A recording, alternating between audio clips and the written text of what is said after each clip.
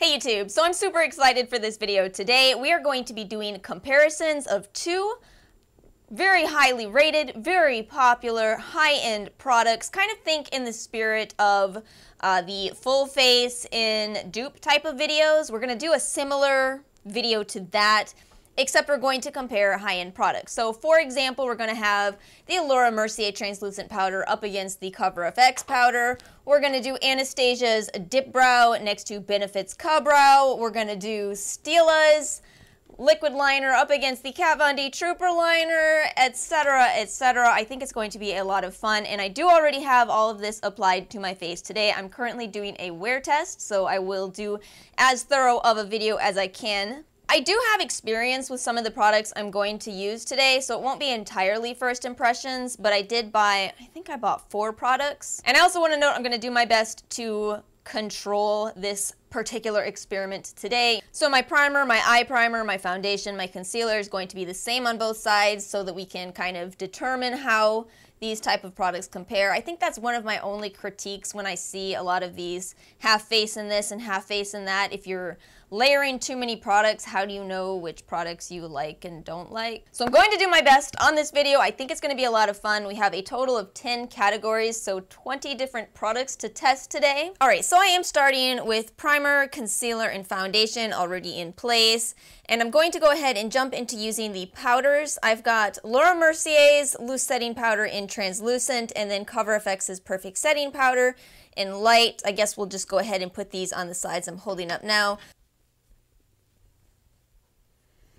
I feel uncertain as to whether or not this foundation is already betraying me. I was in the sun yesterday a lot, so I feel like my skin color is already shifted. Now, I usually avoid baking, but I'm going to do a little bit today just because I know I'm going to do some bright color eyeshadows.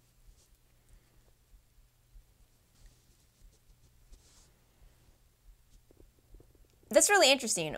It's almost like the Laura Mercier kind of sticks together more. I don't know if that's really going to impact the final look, but it's just an interesting observation at this point. All right, before I move on to eyeshadow, I think I'm going to go ahead and get brows over with. I'm really excited for this comparison. I'm going to use Benefit's Kabrow on one side, and then I'm going to use Anastasia's Dipbrow on the other. I'm so excited because this is my first ever endeavor into Dipbrow. So I bought this in the shade Blonde because I'm blonde again, yay.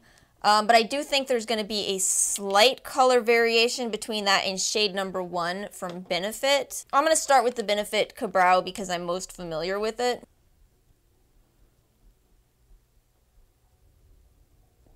Came through Dip and Dip Dip. Whoa, why is it so soft? This is extremely soft. Oh boy. I'm actually surprised at how much lighter the Benefit Kabrow is. And I also honestly feel like Kabrow was easier to apply. This one you can kind of see where I didn't have the most precision with it. But I think, if I had to guess, that's probably because it's brand new. So it's probably a little bit wetter.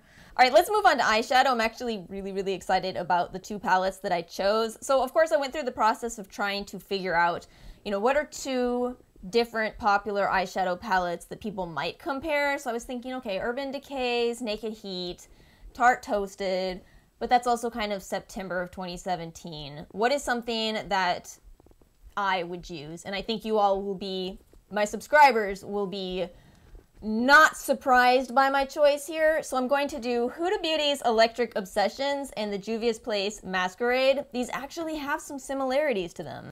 Total side note for you guys, don't ever buy the Masquerade in the big size. I use this thing all the time and you would just never know. I will never go through this palette. I will never ever finish this, even though I love it. Alright, so I'm just going to try and grab some similar colors and kind of fly through this.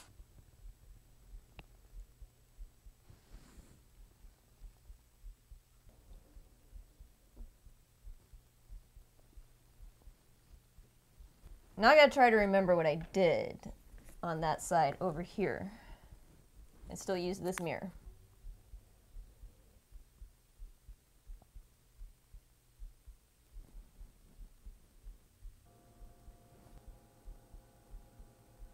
I'm actually a bit flabbergasted by how similarly these looks came out. I used similar colors in every palette, or I would have used a transition shade, but the Huda palette didn't have one. And also, the pink that I used over here is not a matte. It's a matte with glitter, that Too Faced style. I do think that blended out better than the matte in the Huda palette, but overall, I mean, they really came out looking quite similarly. They really did. I feel like I had more initial pigment with using the Huda palette, but I feel like the Juvia's Place palette was, for some reason, just a little bit easier to work with. I'm not entirely sure I can identify why, though. It just seemed to be a little bit easier. Alright, I'm brushing this away, and then I'm going to do some more eye stuff. I just can't stand looking at that anymore. Whew, I don't know. I hope that looks good on camera, because in person, that's really creasy on the Laura Mercier side. Whoa! How do I have 4 lines under my eyes? Am I that old? Save me, oh mist. Alright, next I want to compare the Urban Decay 24/7 Glide-On Pencil to the Marc Jacobs Highliner. I have both of these in black. I believe this is Perversion and this is Blacker. I know it's not popular anymore to do the waterline, but I want to do it for science.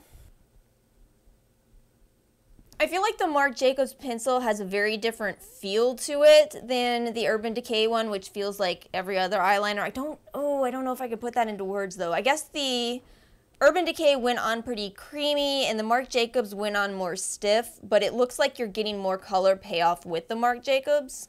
I want to do 2 of the world's most popular eyeliners next. I've got the Stila Stay All Day Waterproof Liquid Eyeliner, and then the Kat Von D Tattoo Liner. Do you guys remember when this was a huge debate as to which one of these was better? I did buy the Stila. I've never owned that one before, but I really don't... I've owned the Kat Von D Tattoo Liner, and yet I don't remember loving it. I'm a gel girl. I like my gel eyeliners, so I don't know.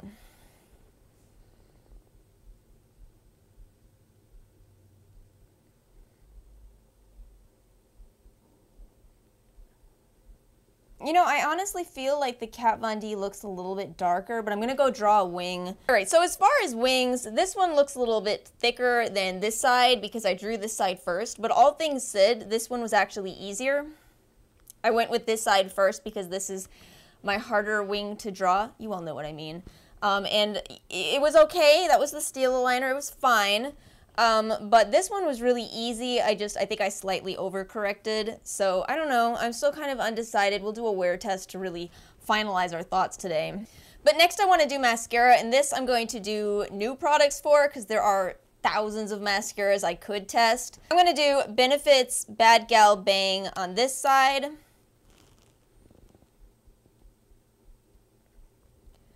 I honestly like this mascara, but I don't think I love it. I don't think I'll buy it again because it's a bit difficult to work with. You see how clumpy it is? I can comb all this out and it'll look nice, but I mean, I have to comb it. Like, there's not another option. Look at the clump factor of that. Is that not ridiculous? Then I'm going to use Kush on the other side, even though that primer is now kind of dried. I feel like we're putting this mascara to the challenge here. I'm going to go ahead and give you guys a real honest comparison of these two real quickly since they are both new and kind of talked about mascaras. This one ends up looking nice, but you have got to comb out so many lashes, and I tried to comb it out with this little velour tool. I needed this metal tool, this exact type of tool, in order to even deal with that. Otherwise, I would hate that mascara, but I'm okay with it. I like that it wiggles when you apply it. It's just a lot of hassle, and given that you're losing a substantial amount of product, it's 0.3 ounces, this is 0.34, I'd have to say I don't actually think this one is worth it because you're going to lose at least a third of it pulling it out with this tool that you absolutely have to have. I really do like Kush mascara. I did not even need a lash comb to fix this. However, there are a couple of things I'll point out with it. One being that since it does have fibers in it, the fibers end up accumulating on the lid or the inside of the tube. Not a huge deal, but it does get really messy. And then the Bad Gal, because the wand is so thin, I end up getting it on the top of my eyeshadow, whereas with the Kush, I end up losing a little bit of the fibers. I'm going to dust all that away, and hopefully it'll go away just fine, hopefully. But I mean, that's just pros and cons to each one of them. However, I would definitely say I'm loving the Kush mascara. It's easy. I did that one in a fraction of the time as the Bad Gal, probably at least a third of the time. Let's do some face products. I want to start with bronzer. So I'm going to use Hoola's Benefit and the Balm's Bahama Mama. I feel like these used to get compared a lot. I feel like now everybody's kind of talking about the Marc Jacobs one. Am I imagining this? I've heard some people say Bahama Mama is more olive and Hoola is more warm, but let's put them to the test. I'm going to kind of do some gentle contouring with them.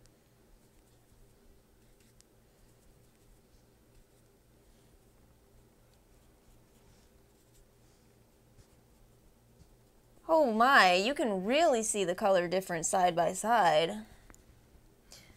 This side by side is making me appreciate Bahama Mama in ways that I never did before. Okay, so I'm going to finish blending all that together in a bit. We're going to move on to blush, and I have to be honest and say I actually kind of have blush on here as an afterthought. I think that's actually really surprising for me because I love blush, but I guess we don't talk about blush the way we talk about other products. So anyway, I am going to crack open my little birthday gift from Ulta of Nars Orgasm, and we will use that next to, I think we're going to go with something from the Too Faced Love Flush palette.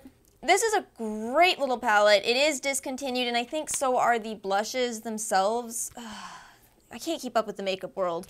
But that said, I think Love Hangover looks like it's going to be pretty similar to Orgasm. I don't know. Maybe. But we're going to try them. We'll find out. We will find out today. One thing about Orgasm is I feel like it's really hard to overdo this one. I am packing it on, and it's such a gentle flush of color. And I think that's what people like about it. I think there's, still this idea that blush is a little bit dated, which I completely disagree with, but I do think a lot of people feel that way. Oh my gosh, it's just so much more pigmentation with this Too Faced, what is this, Love Hangover? So I'm using the Champagne Pop from the Becca and Jaclyn Hill palette.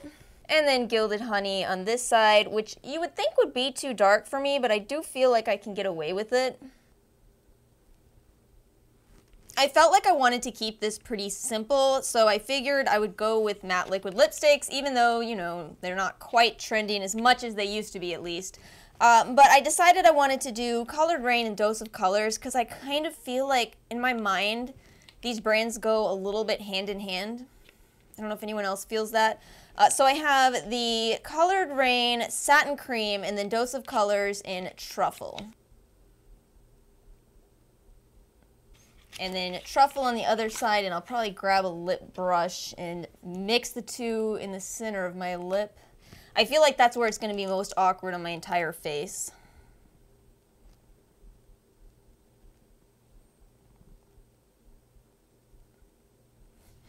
I totally thought these colors were going to be more similar than they are. The Dose of Colors has an almost more whipped texture going on, and that's actually my first time ever trying a Dose of Colors liquid lipstick. I've heard so many good things, but I've just never tried one. But I gotta say that so far I like the Colored Raine more because it's not emphasizing lip lines. This side is emphasizing so many lip lines. It's almost night and day. Can you see this on camera? If not, I'll take a close-up. So I'm done. I'm going to do a wear test, but I want to give you guys some initial thoughts. First off, I was really surprised by how much I like the Anastasia Dipbrow. I actually do like it. It seems like it draws a finer line than Benefit's Kabrow, which is it's a mixed bag for me because I often don't like a harsh line on my particular brows. I feel like I look a little better in a softer brow, but I get it. I get the hype. As for the powders, to be honest, I don't really see a big difference. I do see more creasing with the Laura Mercier, which doesn't surprise me because I do feel that you get a tad bit more coverage, but I don't think it's a big amount in the end. I actually think they're really quite similar. The eyeshadows, I didn't even realize I owned the same color combination in 2 different palettes. Had no idea. I kind of want to see how the eyeliners on my waterline hold up. And as for the liners, I didn't think they were that significantly different. I do think tattoo liner was easier to work with. But what I've heard about that is that it doesn't last as long, at least in the tube. It'll dry out quicker. That's what I've heard. I don't know. The blushes kind of look similar, but the Too Faced was a lot more pigmented. I'm shocked at how different Hoola and Bahama Mama were. I like Bahama Mama more, actually, after looking at it side by side. That's quite a tongue twister. I really do see the olive undertone to it, and I'm liking that a lot in it since I do have olive undertones to my skin. Kush mascara was so much easier to work with, it's just not even funny. It's just not even funny. Bad Gal Bang is nice on, but it's such a pain in the butt. As for the highlighters, I feel like the Laura Geller side is not emphasizing my texture. I do have what will soon be a pimple over there. That's unfortunate. But just from looking at the texture, this side is looking a lot more textured. Now, I'm not 100% sure that's not because of the powder underneath it, you know, variables and whatnot. And as for the lipstick, so far I like the colored Raine more, but I think we'll have a better idea on that after the wear test. So I'll see you guys later. Alright guys, so it is the end of the day, and I'm gonna say that overall I'm really quite pleased with how well everything held up, but I did kind of develop some opinions throughout the day, so I'll go ahead and share those with you guys now. Alright, the waterline products. The Marc Jacobs Highliner definitely held up better than Urban Decay's 24/7, which is still kind of there, but not, it's definitely patchy at this point. I gotta give it to Highliner, even though I've said I don't always love Marc Jacobs products, this really did hold up much better. I gotta say, I do have to give it to the Stila Stay All Day liner, because the tattoo liner kind of flaked away. I don't think it's something that's going to be visible except up close, but it just kind of just disappeared from the center of where I drew the wing as opposed to the Stila, which held out just fine. I definitely do see a difference in the powders at the end of the day. The Cover FX almost seems to blur my pores, whereas with the Laura Mercier, I can see my pores. My skin, it just looks better on the Cover FX side, which is probably why I've gone through so many of these at this point. You already know, I love this powder. Both of these mascaras held up okay, but I feel like this wear test really cemented how much I like the Kush mascara. Benefit's Bad Gal Bang did kind of smudge a little bit. It flaked is the word. And then it ran a little bit into my eyeshadow, which is something I can't stand. I will say that this kind of clumped through the day. I've got this little rhinoceros lash going on that I definitely had combed out. So yeah, I definitely like this a lot more than Benefit's Bad Gal Bang. With the lip products, I have to say I do like the colored Raine more. I think that it held up a lot better, but I understand the hype behind both of them. They were both so much more comfortable to wear than so many other matte liquid lipstick formulas. It didn't really feel like I was wearing matte liquid lipstick at all, but I kind of feel like it looked a little more like it with the dose of colors than the colored Raine. And one other comment with this, how did I end up buying colors that were so similar? This is the most subtle undertone difference in the world. We keep getting duped in the beauty community into buying almost the same thing a million times. And aside from Bad Gal Bang kind of flaking on me, the only product I feel a little bit disappointed with is the Juvia's Place Masquerade, which I hope you could see this as well, but it's kind of disappeared from the center of my lid, whereas the Huda Beauty Obsessions palette did not. This is a common problem with this, and you can fight that too by using a setting spray, but again, I didn't, so it would have held up better without it, but I kind of also like to see how products perform if I don't rely on a setting spray. Can they withstand the heat of the day? And in the case of Huda's Electric Obsessions, it did withstand the day. So I gotta give it to this over the Masquerade, even though I love the Masquerade so much. Alright guys, I hope you found this video helpful. Let me know if you liked this video by giving it a like. Make sure you hit subscribe, and I'll see you guys next time. Peace out, YouTube.